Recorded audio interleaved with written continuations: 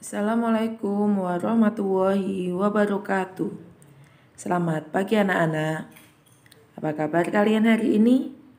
Semoga kita senantiasa dalam lindungan Allah Subhanahu wa Ta'ala. Pagi ini kita akan membahas materi baru, yaitu tentang peluang.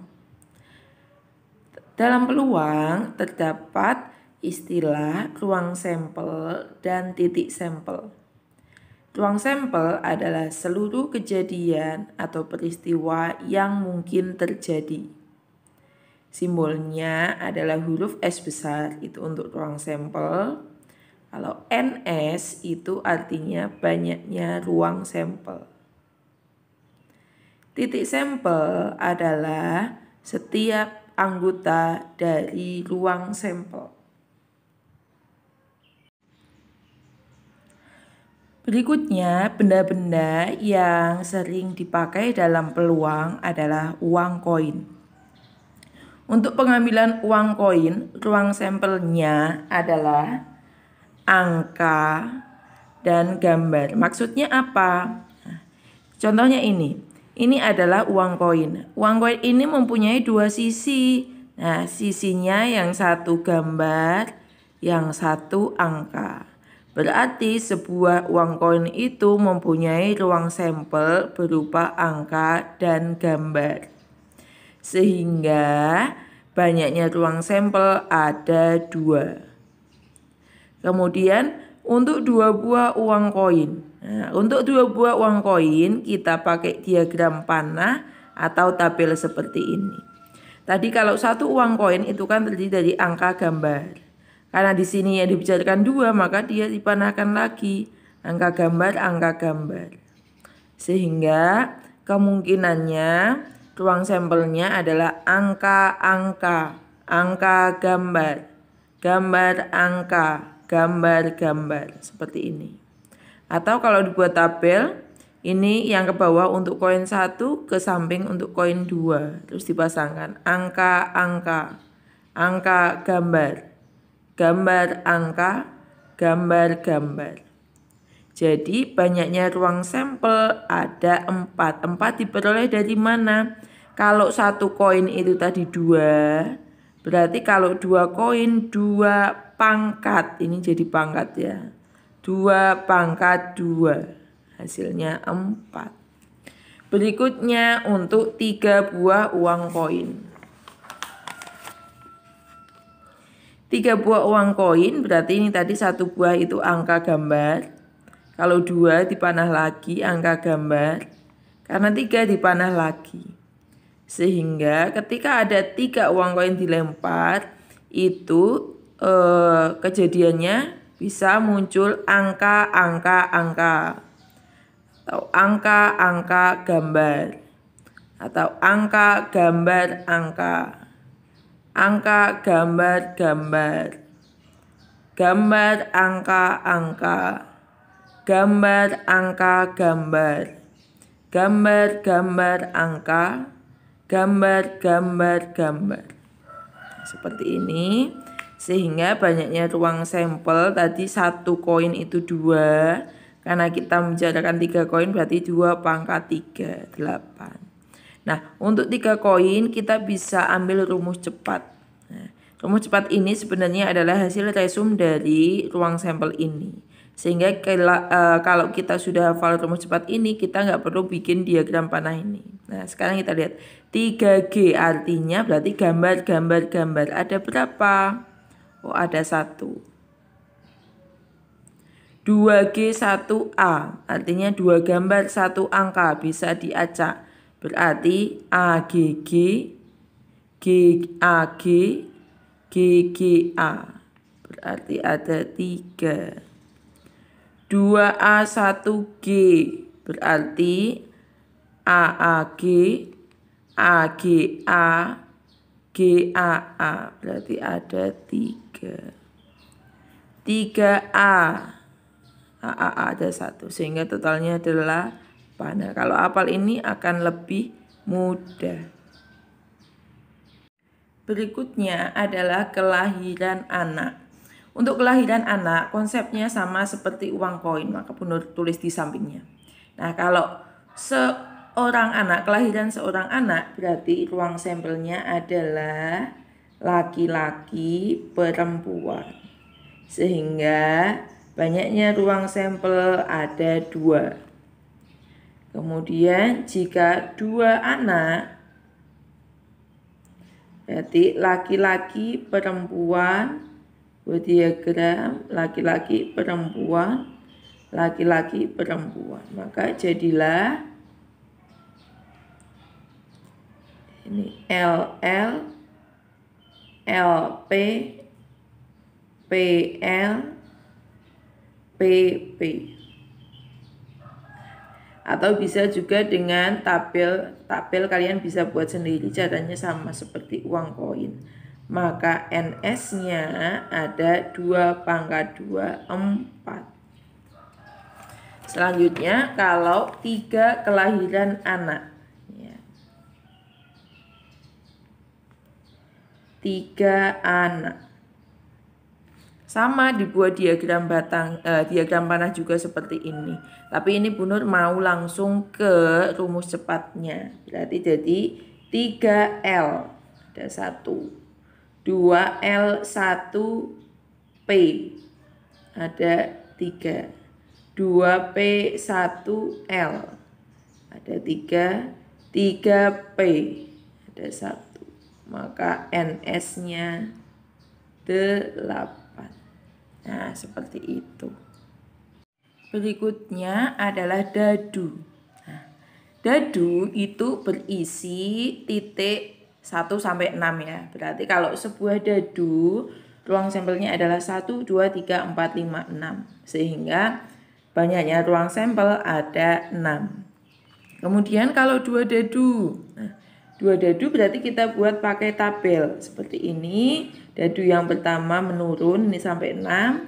Dadu yang kedua ke samping. Nah, dadu itu kalau dilempar bersama, maka kemungkinan yang munculnya adalah 1, 1, 1, 2, 1, 3, 1, 4, dan seterusnya nanti dilanjut. 2, 1, 2, 2, 2, 3, dan seterusnya. 3, 1, 4, 1, 5, 1, 6, 1. Ini terakhir di sini berarti 6,6. Nah, ini nanti yang kosong-kosong ini dilanjut ya anak-anak ketika nulis. Nah, sehingga banyaknya ruang sampel adalah, kalau tadi sebuah dadu itu 6, berarti kalau 2 dadu 6 pangkat 2 berarti 36. Nah, sekarang adalah sebuah uang koin dan sebuah dadu. Maka kita buat tabel. Koin itu kan tadi isinya angka gambar. Dadu itu 1, 2, 3, 4, 5, 6. Terus kita pasangkan. Berarti A,1, A,2, A,3, A,4, dan seterusnya. G,1, G,2, G,3, dan seterusnya nanti dilanjut. Nah, karena ini adalah 2 benda yang berbeda, NS-nya bukan dipangkat, melainkan dikali. Sebuah uang koin itu 2, sebuah dadu itu 6. Berarti 2 kali 6, 12. Selanjutnya adalah bola atau kelereng warna-warni. Misalkan di sini ada 3 bola putih, 5 bola merah, 2 bola kuning. Maka NS-nya tinggal dijumlah aja. Jadi 3 tambah 5 tambah 2, yaitu 10. Berikutnya kartu remi atau kartu bridge. Kartu remi itu 1 set terdiri dari 52 kartu. Nah, 52 kartu itu terdiri dari 2 warna, yaitu merah dan hitam. Berarti merahnya ada 26, hitamnya ada 26. Nah, merah dan hitam itu masing-masing terdiri dari 2 macam gambar. Yang merah itu adalah gambar hati dan gambar wajik ini ya. Nah, yang hitam itu gambar sekop sama keriting. Nah, masing-masing gambar ini terdiri dari nomor 2, 3, 4, 5, 6, 7, 8, 9, 10, Jack, Queen, King, As. Nah, yang ini juga sama. 2, 3, 4, 5, 6, 7, 8, 9, 10, Jack, Queen, King, As. Nah, sehingga ini masing-masing mempunyai isi 13. Nah, berikut adalah benda-benda yang sering dibicarakan dalam peluang. Setelah ini kita akan membicarakan perhitungan apa saja yang ada di dalam peluang. Nah, anak-anak, sekarang kita membahas tentang frekuensi relatif. Frekuensi relatif adalah perbandingan antara frekuensi kejadian terhadap banyaknya percobaan yang dilakukan. Rumusnya yaitu frekuensi kejadian, F itu frekuensi kejadian, per banyaknya percobaan itu N. Contohnya, sebuah uang logam ditos sebanyak 150 kali. Ternyata muncul permukaan gambar sebanyak 76 kali. Tentukan frekuensi relatif muncul permukaan gambar. Nah, berarti gambar itu kan tadi frekuensinya adalah 76 kali. Dibagi banyaknya percobaan semuanya adalah 150.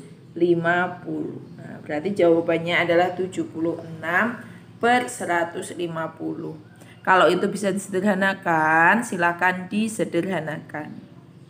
Yang B, tentukan frekuensi relatif muncul angka. Nah, muncul angka itu di soal nggak diketahui. Tapi uang logam itu kan tadi sisinya hanya ada gambar dan angka. Jadi kalau total pelemparannya 150, sudah muncul yang gambar itu 76, berarti sisanya kan yang angka. Maka tinggal kita kurangi dulu, 150 kurangi 76. Berarti 74. Baru kita masukkan ke FR-nya. Berarti 74 per 150. Seperti itu. Mudah sekali bukan? Selanjutnya peluang. Peluang suatu kejadian A itu rumusnya NA per NS, atau Bu Nur sering ngasih tahu biar gampang ngapalinnya. Maka kita sebut aja panas. PA sama dengan NA per NS. NA itu adalah kejadian yang ditanya, NS itu banyaknya ruang sampel. Contohnya, seperangkat kartu bridge dikocok bersama, berarti di sini sedang bicarakan kartu bridge. Maka kita tulis dulu NS-nya. Kartu bridge itu 52. Tentukan peluang terambil kartu bernomor genap. NA-nya genap. Genap itu pada kartu bridge adalah 2, 4, 6, 8, 10. Ini A ya, bukan A-nya. Berarti NA-nya ada 5. Nah, hati-hati. Kartu bridge itu tadi kan ada 4 macam. Hati, wajik, keriting, sekop. Maka kita kali 4 sehingga ada 20. Sehingga PA-nya panas. Berarti sama dengan 20/52. Kalau kita bagi 4 jadi 5/13 gitu. Nah, untuk yang B, peluang terambil kartu as merah. Nah, merah itu kan terdiri dari hati dan wajib. Berarti asnya hanya ada as hati dan as wajib kan. Nah, berarti NA-nya ada 2. Berarti PA-nya 2/52. Jadi 1/26. Mudah sekali anak-anak. Lanjut frekuensi harapan. Frekuensi harapan rumusnya adalah PA kali N. Contohnya, sebuah dadu bersisi 12. Nah, di sini dadunya khusus, sisinya 12, bukan dadu yang biasa. Ditos berulang 96 kali. Berapa kalikah diharapkan muncul mata dadu prima? Nah, kita lihat dulu NS-nya. Karena dadunya bermata 12, berarti NS-nya 12. NA-nya yang ditanya prima. Nah, prima itu berapa aja? 2, 3, 5, 7, 11. Karena sampai 12 ya. Berarti NA-nya ada 5. N-nya banyaknya percobaan 96 kali. Berarti FH adalah PA kali N. PA itu NA/NS kali N, berarti 5/12 kali 96. Ini coret 8, berarti frekuensi harapannya adalah 40. Kisaran peluang. Nah, peluang itu berada di antara 0 dan 1. Berarti peluang kurang dari sama dengan 1, peluang lebih dari sama dengan 0. Makanya kalau kita ngitung peluang, lebih seringnya dia hasilnya adalah pecahan.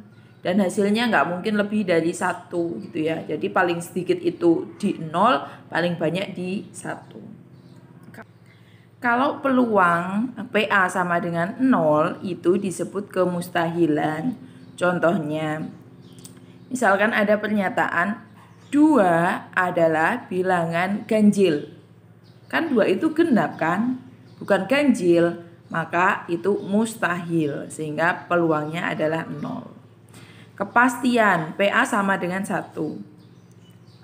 Misalkan setiap manusia itu akan mati. Itu kan pasti manusia itu pasti akan mati ya. Berarti nilai peluangnya adalah 1, seperti itu. Kemudian komplement. Komplement suatu kejadian A itu adalah kejadian yang bukan. Nah, biasanya ada kata-kata bukan atau tidak. Bukan kejadian A. Nah, cara menghitungnya PA komplement sama dengan 1 kurangi PA. Contohnya, kemungkinan pembalap mengalami kecelakaan adalah 0,08. Berapakah peluang pembalap itu mengalami kecelakaan?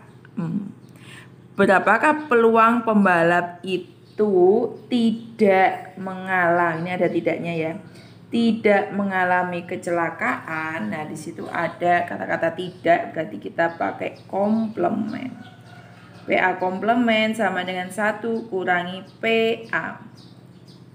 1 kurangi 0,08. Nah, ini kalau kamu mau ngitungnya biar gampang, ini tambahin 0,2, desimal 2 karena yang desimalnya 2.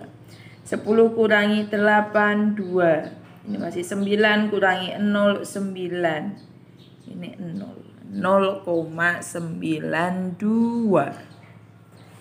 Selanjutnya, kejadian saling lepas dan saling bebas. Kita bahas saling lepas dulu. Ada 2 contoh. Pada pengetosan sebuah dadu, berapakah peluang muncul mata dadu bilangan ganjil atau, nah ini ada kata-kata atau genap. Nah, Jadi kita cari dulu. Kan sebuah dadu berarti NS-nya 6. Nah, yang pertama bilangan ganjil. Bilangan ganjil itu kan 1, 3, 5. Berarti NA-nya ada 3. Bilangan genap itu kan 2, 4, 6. Maka ada 3. Nah, kita lihat dari bilangan ganjil dan bilangan genap ini anggotanya ada yang sama enggak? Oh, enggak ada yang sama. Kalau tidak ada yang sama, maka dia disebut kejadian saling lepas. Nah, disebut saling lepas.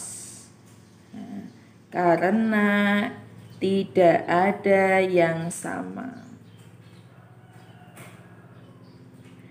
Kalau kejadian saling lepas rumusnya PA gabungan B itu sama dengan PA ditambah PB.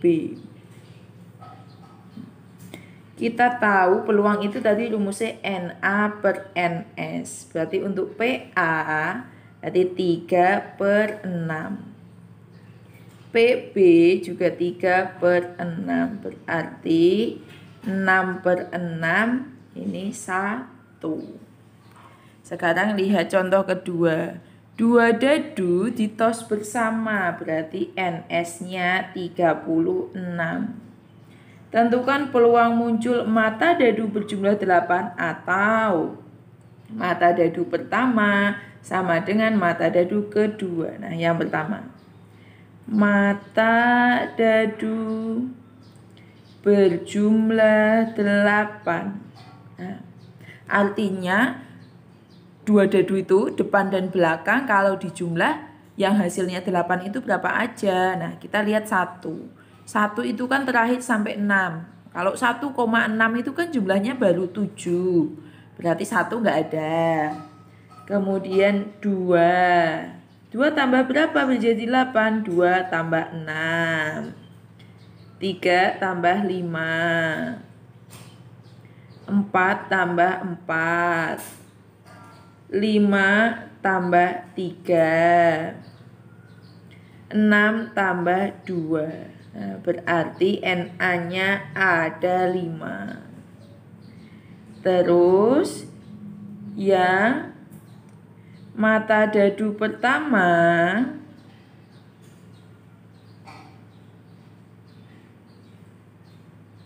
sama dengan mata dadu kedua. Artinya depan dan belakang itu sama. Berarti apa saja? 1,1, 2,2, 3,3, 4,4, 5,5, 6,6. Nah, ini ada 6. Lalu kita lihat dari yang atas dan yang bawah ada nggak anggotanya yang sama? Ada, yaitu 4,4. Kalau ada yang sama berarti ini A irisan B, yaitu 4,4. Berarti ada 1. Maka karena ada yang sama ini disebut tidak saling lepas. Nah, jadi bisa membedakan ya. Kalau saling lepas itu anggotanya nggak ada yang sama. Kalau tidak saling lepas berarti anggotanya ada yang sama. Nah, rumusnya ya jelas berbeda. Berarti kalau tidak saling lepas rumusnya PA gabungan B sama dengan PA tambah PB kurangi PA irisan B.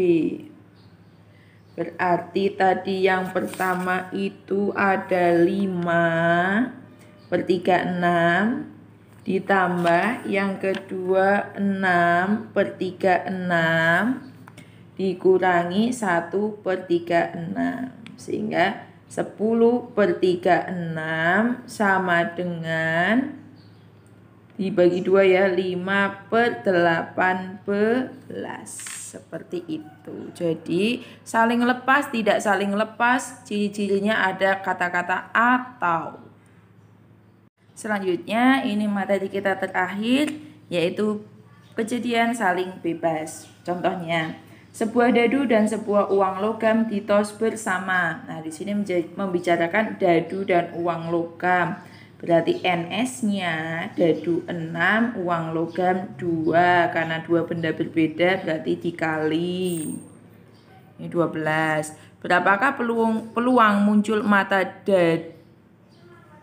4 pada dadu dan, nah di sini ada kata-kata dan. Kalau tadi atau ya. Dan gambar pada uang logam. Jadi yang pertama yang ditanya adalah muncul mata 4. Berarti 4, A 4, G atau A,4 atau G,4.